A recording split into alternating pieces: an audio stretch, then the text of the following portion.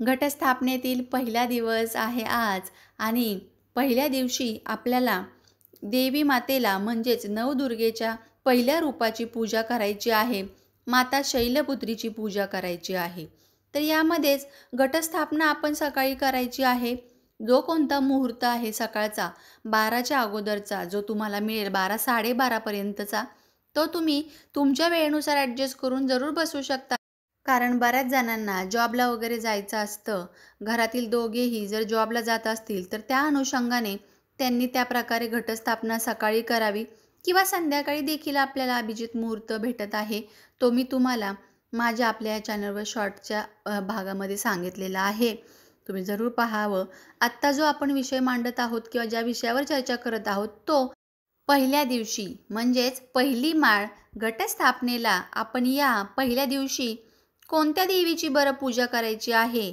तर शैलपुत्री माता म्हणजेच देवीच्या कपाळावरती अर्धचंद्र स्थित आहे.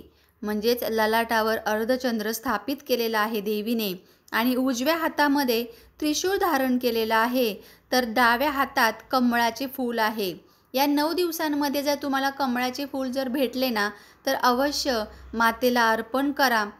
कारण कमळाचे फूल हे अत्यंत प्रिय आहे दुर्गा मातेच्या 9 रूपांना देखील. त्यामुळे 9 दिवसात कधीही मिळालं तरी चालेल तुम्हाला. तुम्ही आणा किंवा जर तुमची आर्थिक कुवत चांगली असेल तर रोज एक फूल कमळाचं देखील अर्पण करा. याशिवाय नंदी हे शैलपुत्री देवीचे वाहन आहे. पार्वतीचेच रूप सती. देवी सतीने हिमालय कन्येच्या रूपात जन्म घेतला.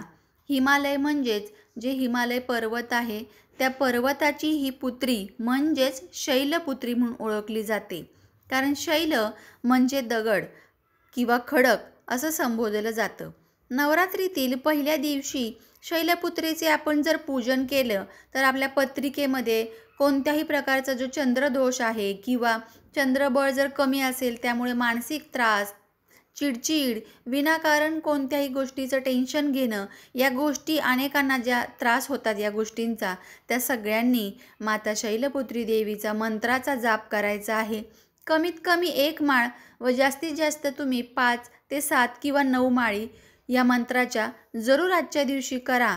तुमच्याकडे जर दुर्गा मातेचा फोटो असेल, 9 रूपातील 9 दुर्गांचा फोटो असेल, सिंहावर रूढ झालेली जी दुर्गा माता आहे, तर तो फोटो आणताना निश्चितच तुम्ही एक काळजी घ्यायची आहे. जर नसेल तर नक्की घेऊन या. यावेळेस या 9 रूपांच्या दुर्गाची जेव्हा आपण पूजा करतो तेव्हा फोटोमध्ये स्थित असलेली माता जी पहिली शैलपुत्री किंवा दुसऱ्या दिवसाची ब्रह्मचारिणी आपण असं जेव्हा सांगणार, वर्णन करणार, तेव्हा साक्षात तिथं ते रूप आपल्याला दिसणार आहे.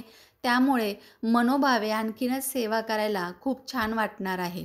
तर फोटो आणताना एक काळजी घ्यायची आहे.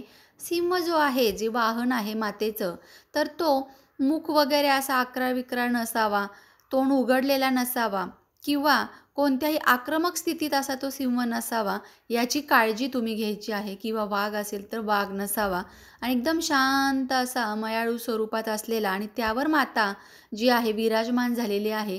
तर अशा प्रकारे फोटो घेताना व्यवस्थित काळजी घेऊन तुम्ही घ्यायचा आहे तो फोटो.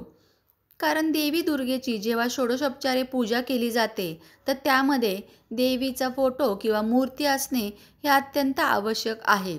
आपण शैलपुत्री देवीचे आवाहन करणार आहोत तर असं म्हणतात की सर्व तीर्थाच्या ज्या नद्या आहेत तर गोदावरी, नर्मदा, इंद्रायणी, गंगा, कावेरी आणि ज्या आहेत या सर्व दिशांनी, या सर्व नद्यांनी आवाहन केले जाते. संपूर्ण नवरात्रात दररोज आपण घरामध्ये एक भीमसेनी कापूर आणि 2 लवंगा या जाळायच्या आहेत आणि यानेच दुर्गा मातेची आरती करायची आहे. कारण कापूर हा पांढरा जो आहे तो मातेला अत्यंत प्रिय आहे असे सांगितले जाते. त्यामुळे जर धूप भेटला तुम्हाला कापराचा वगैरे तरी चालेल. मंत्र म्हणायचा आहे तुम्ही ओम शैलपुत्रे नमः असा साधा सोपा मंत्र म्हणायचा आहे. किंवा आणखीन एक मंत्र आहे या देवी सर्वभूतेषु शैलपुत्री रूपेण संस्थिता नमस्तस्ये नमस्तस्ये नमस्तस्ये नमो नमः. जो तुम्हाला आवडेल, जो तुम्हाला सोपा वाटेल म्हणायला तो तुम्ही म्हणायचा आहे. हिमालय जे आहेत राजा जो पर्वत आहे त्यांचीही कन्या असल्यामुळे शैलपुत्री देवीला आपण कोणता नैवेद्य दाखवणार आहोत, तर पांढरे पदार्थ. पांढरा रंग हा मातेला प्रिय आहे, म्हणून आज तुम्ही पांढरे वस्त्र किंवा पांढरा नैवेद्य तुम्ही दाखवू शकता. कोरं करकरीत वस्त्र वगैरे देखील मातेला अर्पण करू शकता तुम्ही. आणि देवीला पांढऱ्या फुलांनी सजवायचं आहे, पांढऱ्या फुलांची माळ अर्पण करायची आहे. याशिवाय पहिल्या दिवशी खाऊच्या 9 पानांची म्हणजे विड्याच्या पानांची माळ देखील अर्पण केली जाते. आणि त्याशिवाय पहिल्या दिवसाचा उपाय जो अत्यंत महत्त्वाचा असा मी सांगितलेला आहे की लवंगाची माळ घालायची आहे. 51 लवंगा, 21, 11 किंवा 108 जशी तुमची इच्छा आहे त्याप्रमाणे तुम्ही गाठ मारून सुईचा वापर न करता तुम्ही ही माळ बनवून पहिल्या दिवशी अर्पण करू शकता. जर पहिल्या दिवशी राहिली काही कारणाने, व्हिडिओ लेट वगैरे ऐकला किंवा नंतर माहिती झालं तुम्हाला, तर अष्टमीला नवमीला तुम्ही ही माळ जरूर अर्पण करायची आहे. असं म्हणतात लवंग त्याच्यामध्ये जो आहे तिखटपणा, यामुळे सर्व निगेटिव्हिटी, नकारात्मक ऊर्जा नष्ट होऊन आपल्यामध्ये पॉझिटिव्ह ऊर्जा निर्माण होते. तर देवीला पांढऱ्या मिठाईचा नैवेद्य दाखवायचा आहे. साखर, खडीसाखर किंवा मग तुम्ही पांढरी मिठाई जर आणली तर चालेल किंवा मग सरळ दूध साखरेचा जरी नैवेद्य दाखवला तरी चालणार आहे. आणि पाषाणाप्रमाणे ठाम राहणारी अशी वृत्ती, शैल म्हणजेच आपल्याला देखील पाषाणाप्रमाणे ठाम राहावा कोणत्याही संकटात, कोणत्याही कष्टामध्ये. यातनेतून जेव्हा तुम्ही जाताय तेव्हा ठाम राहण्याची प्रेरणा शैलपुत्री मातेकडून आपल्याला मिळते. म्हणूनच या नवरात्रीमध्ये प्रत्येक गोष्ट तुम्ही व्यवस्थित त्या गोष्टीमागचा अर्थ समजून घेण्यासाठी माझा हा प्रयत्न असणार आहे. तर या 9 दिवसांमध्ये विशेषतः एक छोटीशी मुलगी तुम्हाला 1 वर्षाची तुमच्या शेजारी वगैरे किंवा तुमच्या घरात असेल, 1-2 वर्षाची, 3 वर्षाची अशी एखादी कन्या रोज तुम्ही बोलवायचं आहे. किंवा जर नाही भेटली रोज वेगवेगळ्या, तर तुम्ही एकाच कन्याला रोज बोलवून जो प्रसाद आहे त्या दिवशीचा, जो नैवेद्य आहे, त्या देखील मुलीला तुम्ही देवीचं स्वरूप मानून हळदी कुंकू लावून चरणाला स्पर्श करून तो प्रसाद तिला देखील द्यायचा आहे. म्हणजे काय तर साक्षात नवरात्रीत नवदुर्गा आपल्या घरी आल्याचं आपल्याला साक्षात अहोभाग्य, हो पुण्य मिळतं. कुमारिकेच्या रूपामध्येच मातेचं पूजन केलं जातं. कुमारिका पूजन हे नवदुर्गेच्या एक अंगापैकी महत्त्वाचा असा भाग आहे. आणि आजपासूनच तुम्ही संकल्प घ्यायचा आहे की रोज तुम्ही एक मंत्र जी आहे 99 मंत्राची माळ जपायची आहे. शक्य असेल तितकी माळ तुम्ही जास्त जपू शकता. किमान एक तरी माळ या मंत्राची तुम्ही करायची आहे. जसजसा हा मंत्र सिद्ध होत जाईल ना, त्याप्रमाणे या मंत्राची अनुभूती तुम्हाला येत राहील.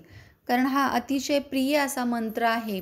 आणि उपाय म्हणायचं तर आजचा उपाय तुम्हाला हा करायचा आहे की दुर्गा मातेला तुम्ही नारळ अर्पण करायचा आहे. नारळ हा लाल कापडामध्ये किंवा लाल चुनरीमध्ये लपेटायचा आहे आणि मग तो नारळ अर्पण करायचा आहे. पण त्या नारळावरती एक स्वस्तिक तुम्ही कुंकवाने आणि हळदीने काढायचं आहे दोन्ही बाजूला. एका साईडला कुंकवाने स्वस्तिक काढायचं आहे ओलं करून, दुसऱ्या साईडला हळदीने काढायचं आहे.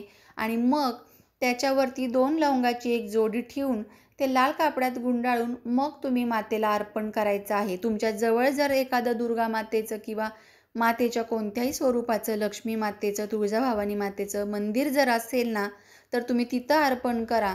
जर नसेल तर तुम्ही तुमच्या घरामध्ये अर्पण करायचं आहे व नंतर तुम्ही बाहेर जाताना मंदिरामध्ये अर्पण केलं तरी चालणार आहे.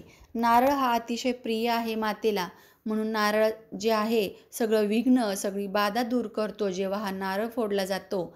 म्हणूनच तुम्ही नारळ हा अर्पण करायचा आहे लाल कापडामध्ये बांधून.